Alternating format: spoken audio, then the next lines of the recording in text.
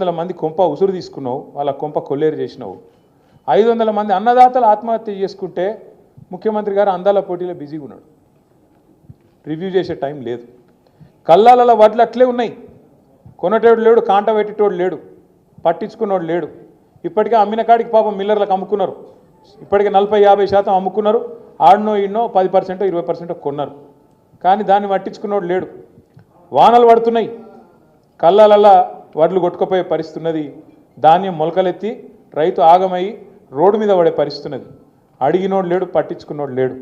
అడుగుదాం ఎవరినన్నా అంటే ఊళ్ళో సర్పంచ్ లేడు, ఎంపీటీసీ దిక్కు లేడు, జెడ్పీటీసీ లేడు, కౌన్సిలర్ లేడు. కాంగ్రెస్ అని పట్టుకుందామంటే కాగడా పెట్టి ఎతికిన వాడు దొరుకుతలేడు. ఎందుకు బిజీగా ఉన్నారు, ఏడ బిజీగా ఉన్నారు? కాగితాలు పట్టుకొని సెక్రటేరియట్ చుట్టూ గిర్ర గిర్ర గిర్ర తిరుగుతున్నారు. ఏందిరా అంటే ముఖ్యమంత్రి చెప్పిండు, నాకు ఓ పని తెచ్చుకోమన్నాడు, మా మంత్రి చెప్పిండు పని తెచ్చుకోమన్నాడు, 4 పైసలు మిగులుతాయన్నారు. ఇక పాత బాకీలు ఏమైనా ఉంటే, పాత బిల్లులు ఏమైనా ఉంటే తెచ్చుకోమన్నారు, ఇస్తామన్నారు, కమిషన్లు తీసుకోమన్నారు. ఒకటే పనులు ఉన్నది ప్రభుత్వం మొత్తం, కమిషన్లు కమిషన్లు కమిషన్లు.